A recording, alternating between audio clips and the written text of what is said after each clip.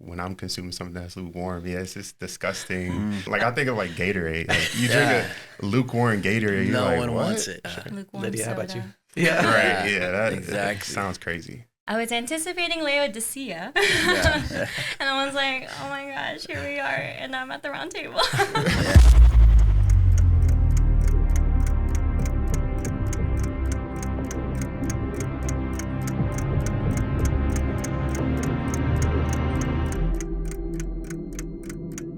Thank you guys for being here. This is go. going to be, this is a tough week to talk about. I don't know if you guys felt that listening to the message, but we're gonna talk about some stuff today. So I hope you're ready. Right, If you need to buckle up or like, I know.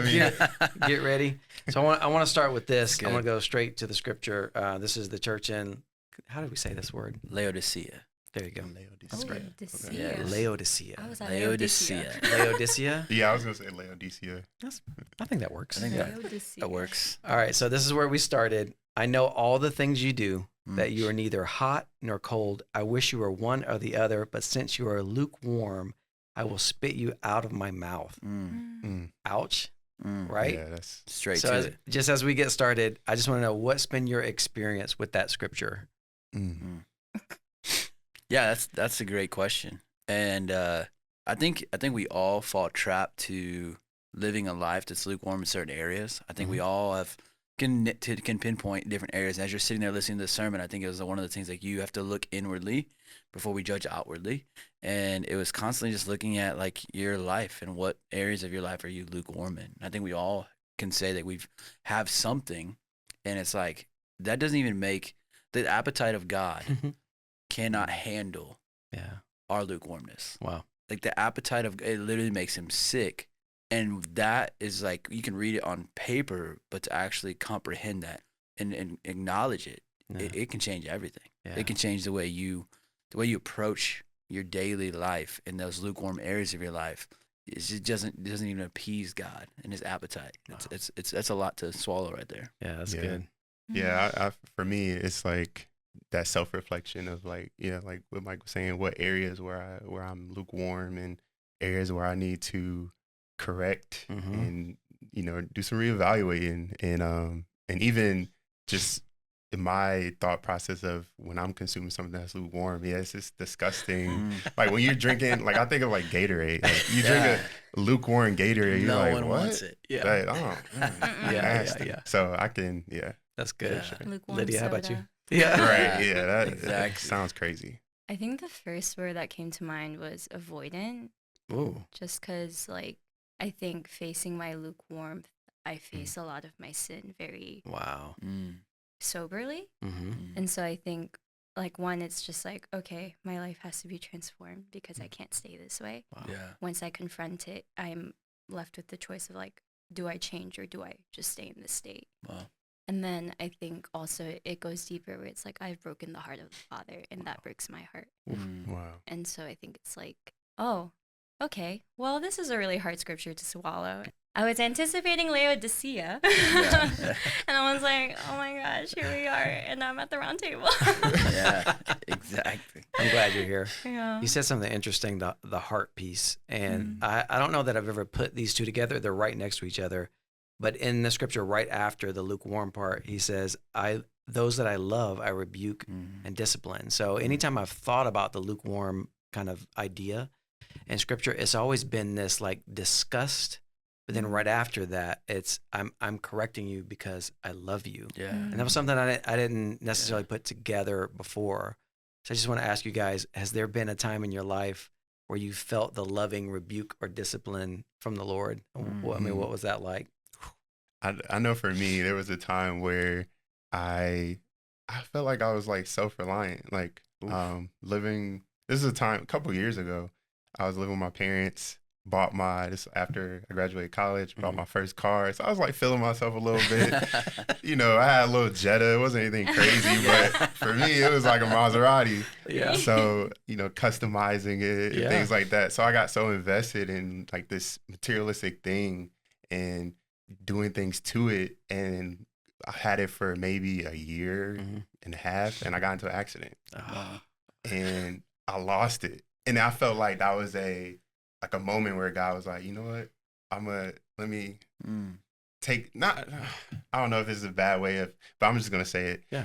I'm going to take this from you because you're making this an idol in a sense. Wow. And it put me in a place where I had to really depend on him, like to the point where, I'm in a place where I had to rely on him. I'm taking Ubers from home to work. Yeah. But it also put me in a space where I was able to grow in my faith and express my faith because in those car rides, I was having conversations with the drivers about what I believe and what they believe, like to the point where I had a conversation with the atheist and he kind of told me his story about how he came to understand that Christ was truly king. Wow. And he was just taking me a journey of him discovering all these different religions and trying to find existence in places. And then he said it all pointed back to Jesus.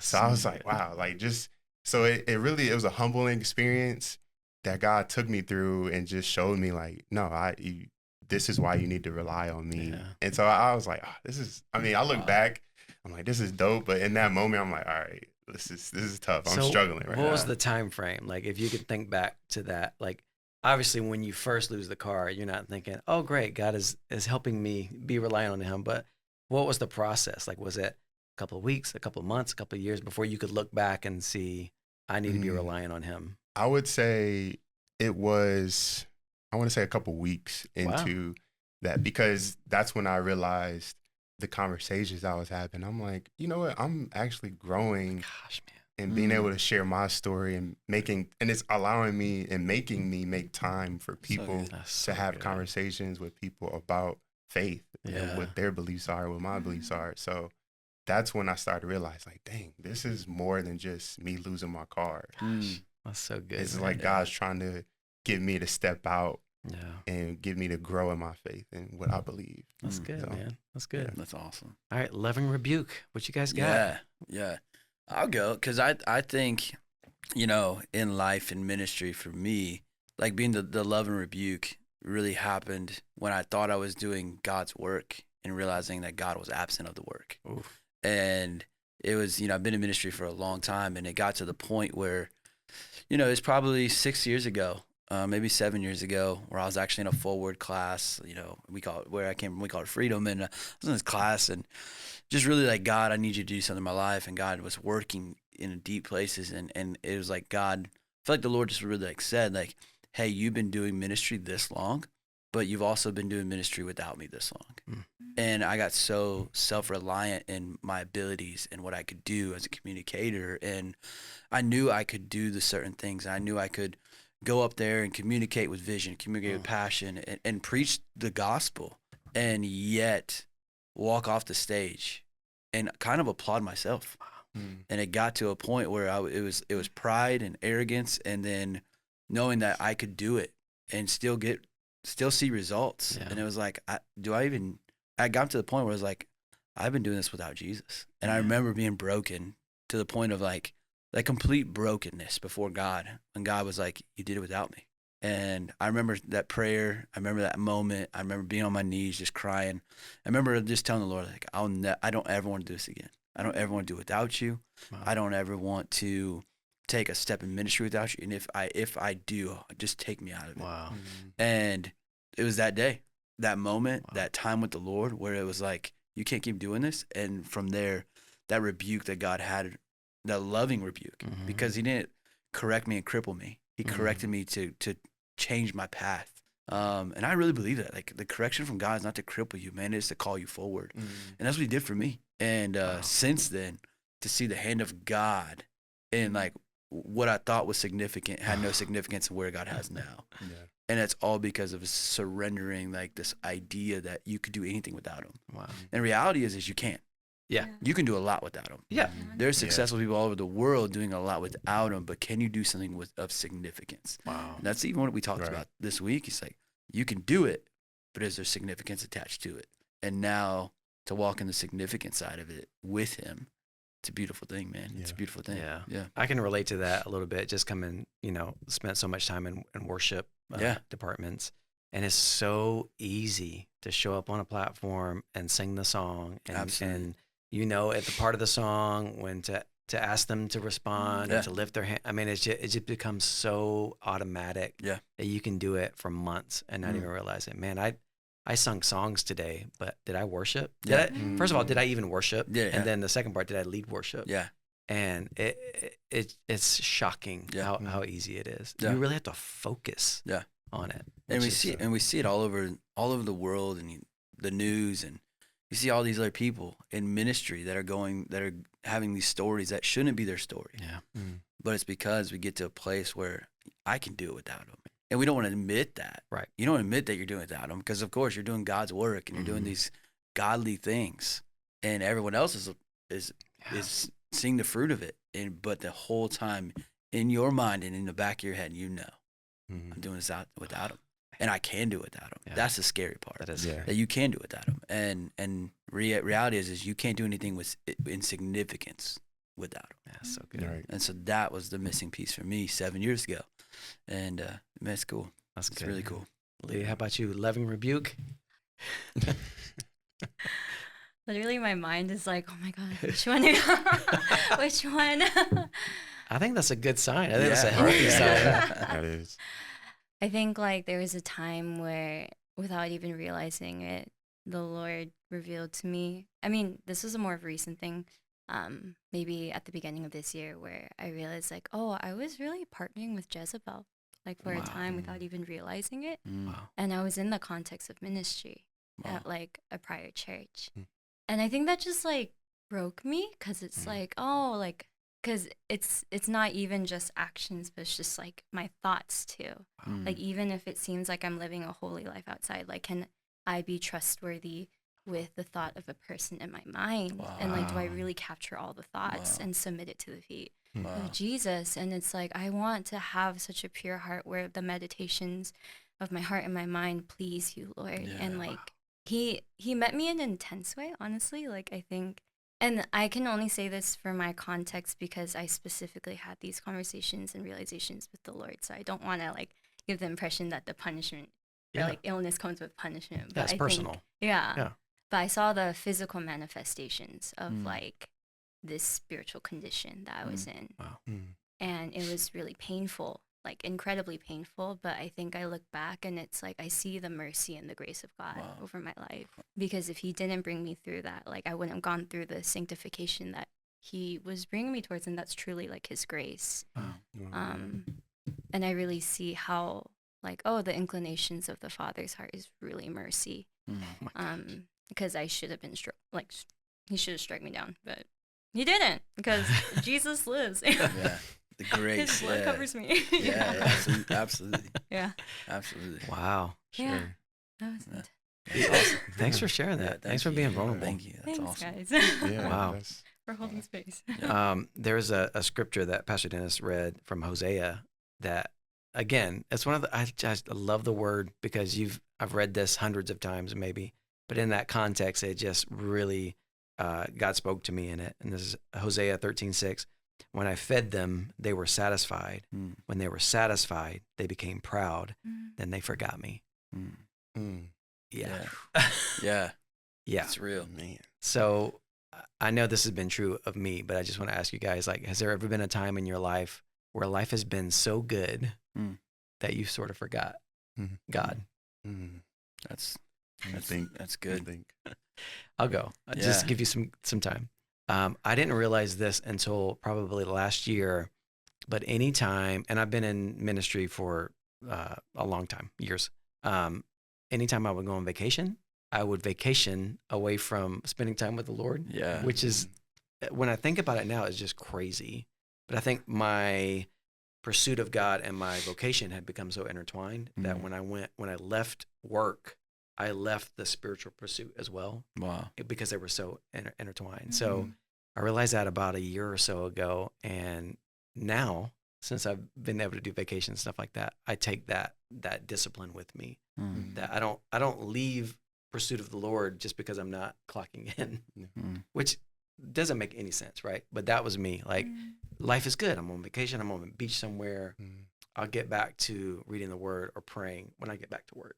So that was mine. That just, ouch, man. Yeah. Yeah. That's good. Okay. Yeah.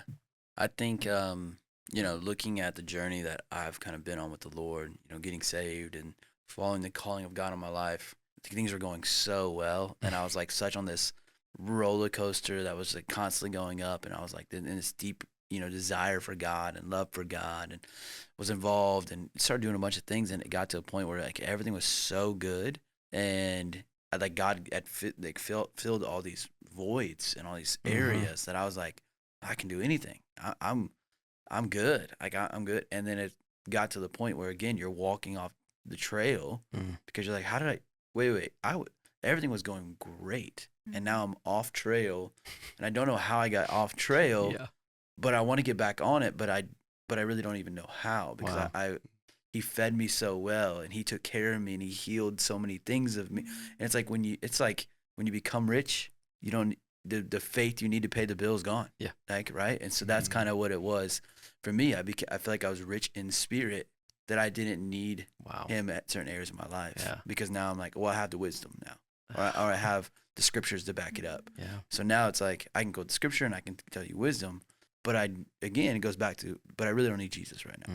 And I think that's the, I guess, that scripture would imply, like he fed you, he took care of you, he gave you, and then you just walked away.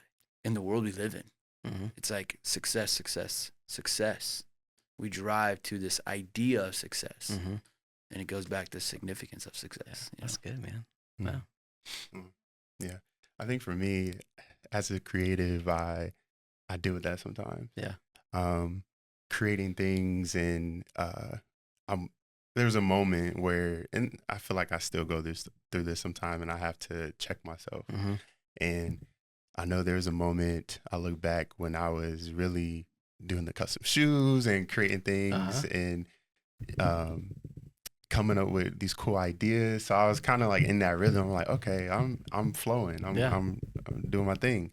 But then there was a time I started to realize like I didn't pray as much. Like I used to pray before I did like creative things for God to, thanking God for my gift and my ability to create, and asking him to, give me ideas where I might be struggling in some areas, and allowing my creative gift to just flow.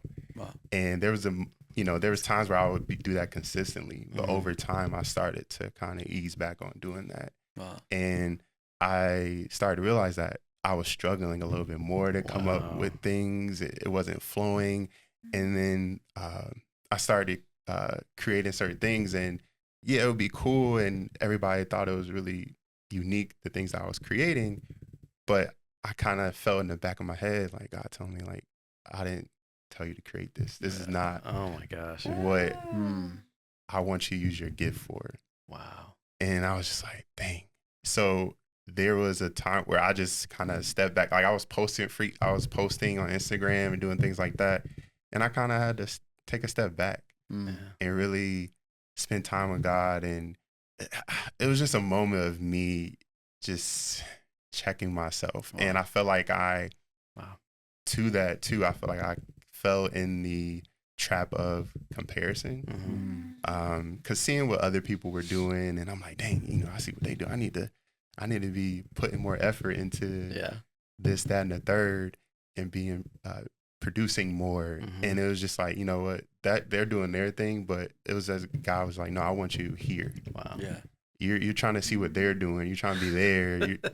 When I need you here. Your time will come. Just continue to, basically do what I'm telling you to do. Continue to be with me. Spend time with me.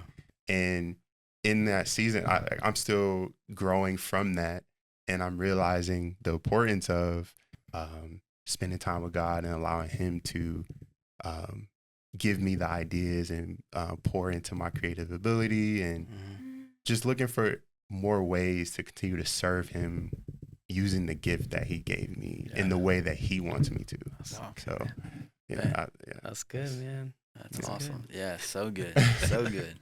Lydia, what you got? These past 2 weeks. Oh, yeah? It's fresh, huh? Yeah, it's pretty fresh. I think I guess the most recent moment, I think in the busyness of just figuring things out for social media and all those things, in the first couple of days, I was like, okay, Lord, like everything I do, I want to glorify you, and I'm just gonna sit in prayer. And then like as it got busier, or just like more questions started coming up, I'm like kind of waking up more tired in the morning, or sleeping a little later, or just kind of like, oh, I can like push this like prayer time off, or like Bible study off, because my brain is so focused on like other things. And I think he was reminding me like why the past season there would be failures that occurred because I did not, like, because I compromised my time with him. Wow. And like I think I'm in this place of like, how do I live in John 15 where truly the branch can do nothing apart from the vine? Yes.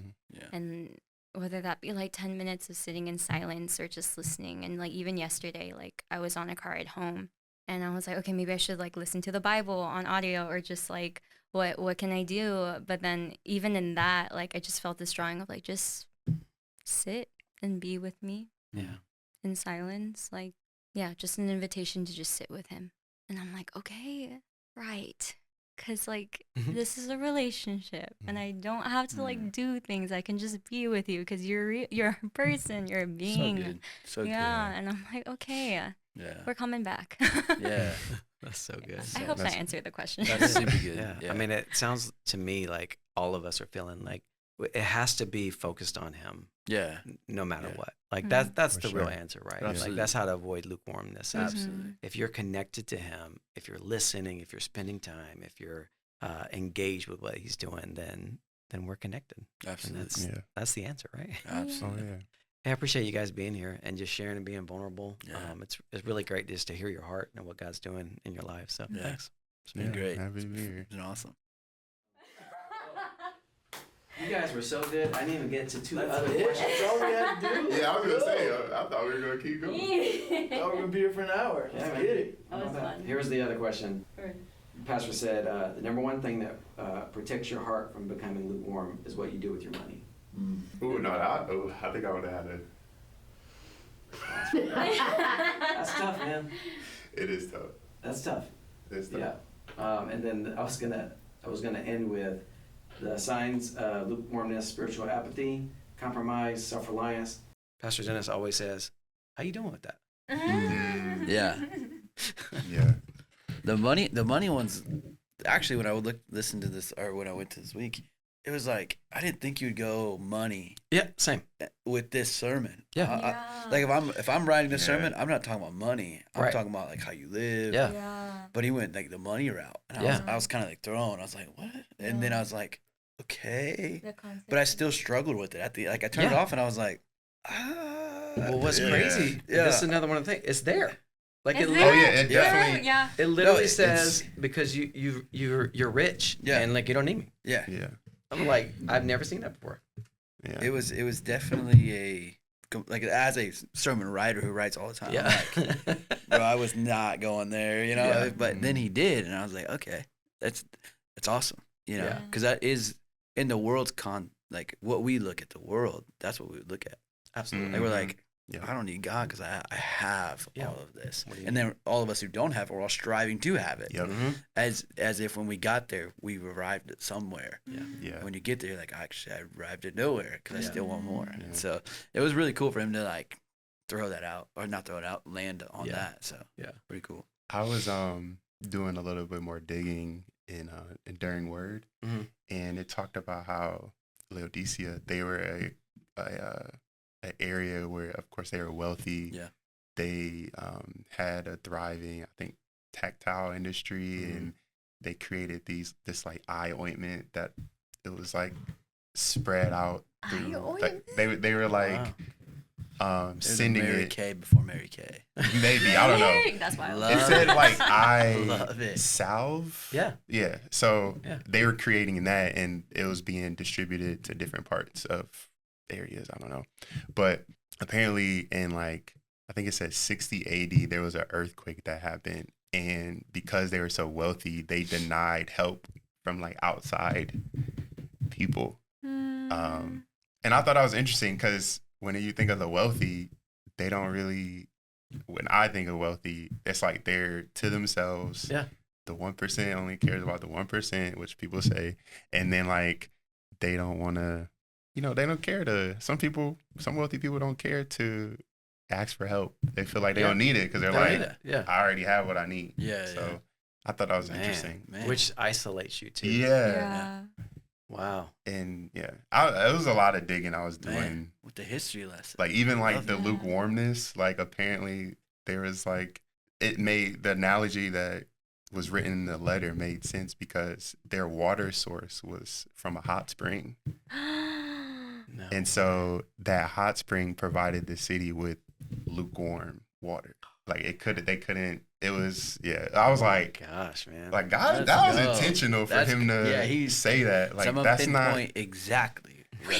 yeah. No, and then what I'm thinking now is that like for something to be lukewarm, they had to have been hot first. Right. Mm. Wait, maybe they're heating up. Never mind. I take that back. Just kidding. But yeah, I don't know how to, but that's what I saw in Enduring Word. I'm gonna have to fact check it and do my more research, but I thought that was an interesting concept. No, Yeah. that's I was just like, wow. That's good. It just shows you the intentionality that he's like, no, I'm So gonna specific. Things relate like that. because you know it's gonna You go. know exactly what Yeah. I'm saying. Yeah, exactly. Yeah. I'm gonna But have you. even in that, that's like so beautiful of God to do. He meets you where you are. Yeah. Yeah. He's like, you will get this. Right. Exactly. Yeah. Exactly how I'm Yeah. trying to say though. That's so good. Well, I'll have you in my sermon writing. Smart come, dude, man. Come on out, man. Come on out.